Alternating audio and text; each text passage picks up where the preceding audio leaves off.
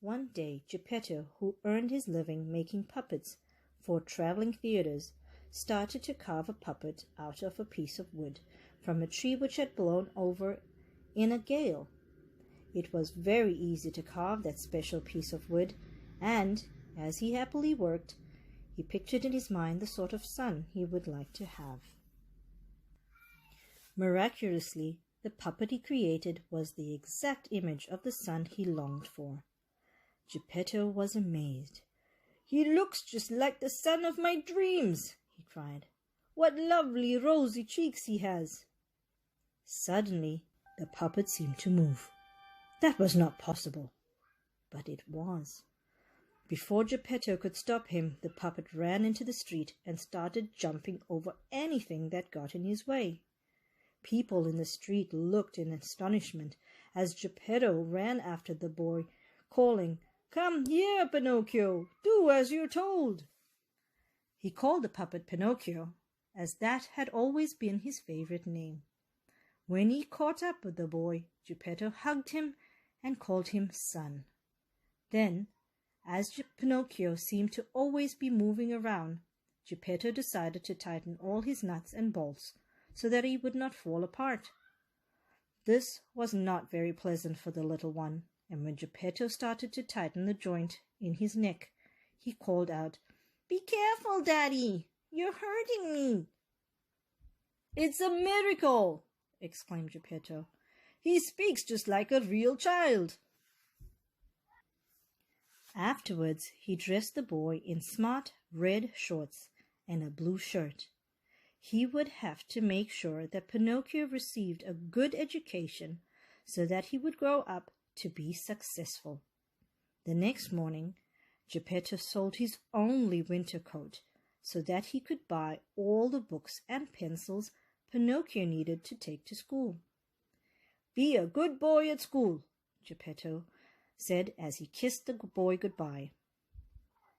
On the way to school, Pinocchio met two naughty boys who, on seeing his brand new books, offered to buy them from him. Pinocchio readily agreed, and with the money, he bought a ticket to see a show at a nearby theater. The show began. Several puppets dressed in a variety of costumes came on stage and danced. In his enthusiasm, Pinocchio leaped up to join them and started dancing too. The audience loved it and clapped wildly, showering him with coins. Noting how popular he was, the owner of the theater gave Pinocchio 3 gold coins on condition that he performed every day. Geppetto would not be very proud. He would be disappointed if he knew what Pinocchio was doing. The boy was not turning out as he had hoped. Worse was to follow because after leaving the theater, Pinocchio did not go home. Instead, he wandered around marveling at all the sights, but soon night began to fall. Suddenly, 2 scoundrels, a fox who passed himself off as a cripple and a cat who pretended to be blind, approached the puppet and started to ask him questions. Pinocchio boasted he was a dancer in the theater and that he had 3 gold coins. He even showed them the money so that they would not think he was making it up.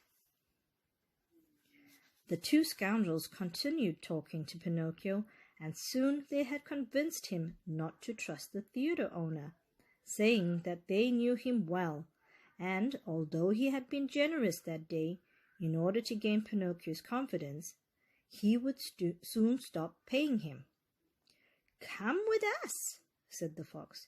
"You'll not only have a good time, but we'll make you rich as well." "And famous," added the cat. They even invited him to dinner.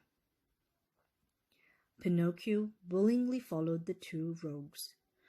The dinner was splendid, but when it was finished, the 2 villains cunningly escaped through a window and left poor Pinocchio to pay for the banquet with 1 of his coins. He had had the first important lesson of his life. But would he learn from it? Remembering his good father, he decided to return home.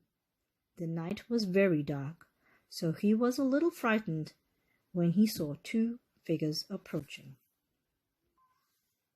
The figures had blankets over their heads with small holes cut at eye level.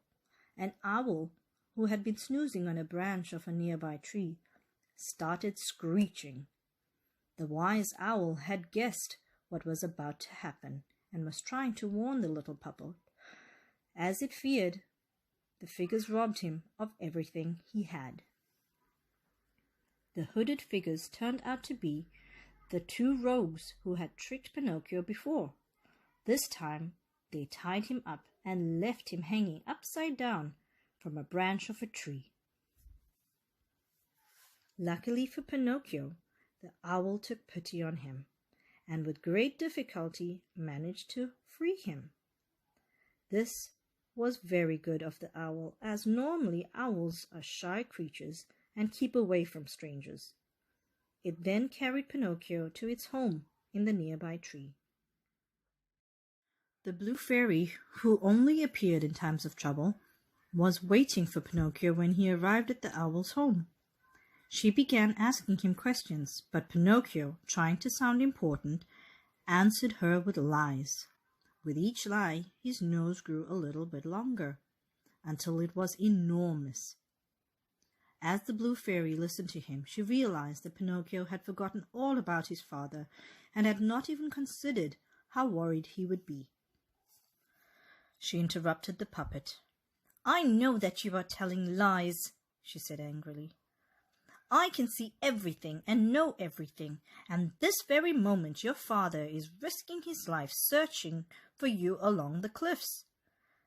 At last Pinocchio realized the error of his ways and promised that he would be good in future.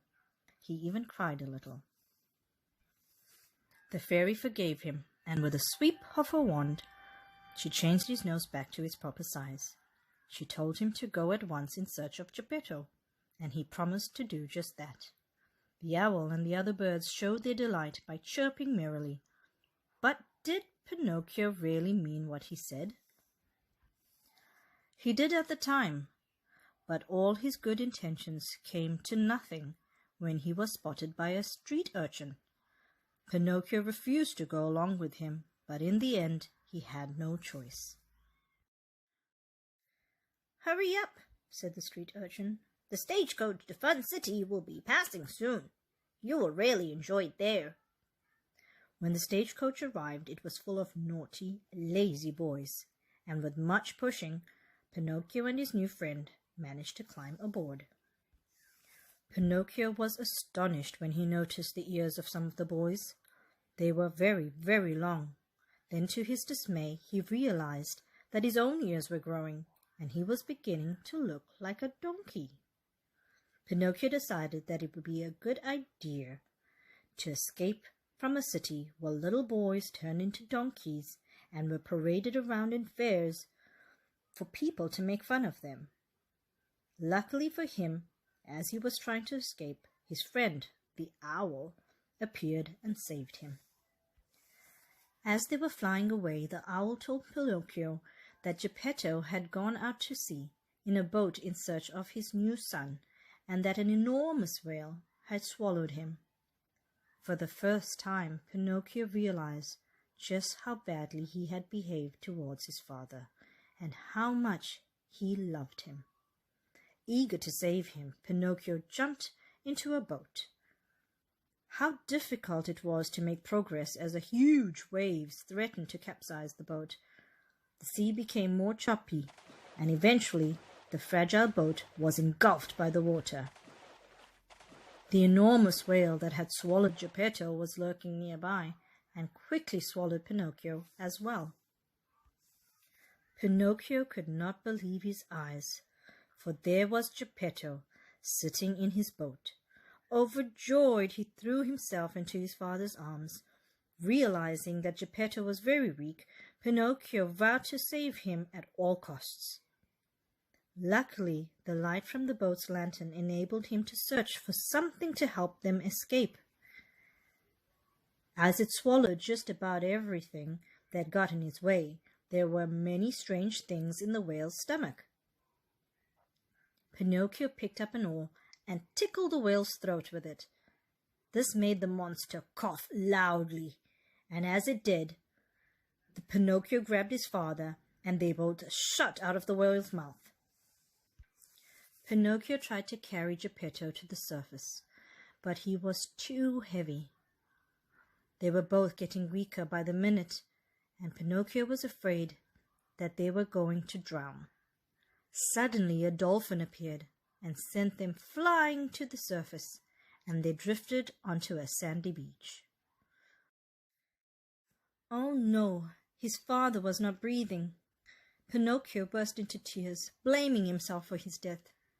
But help was at hand, for at that moment the blue fairy came flying through the air, and smiling at the little puppet, touched the old man with her magic wand. Geppetto opened his eyes, and so the great love he had for his son was rewarded.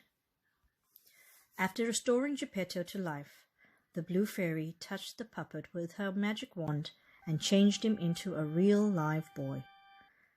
Now the good man really had a proper son, the most loving that had ever lived. The end.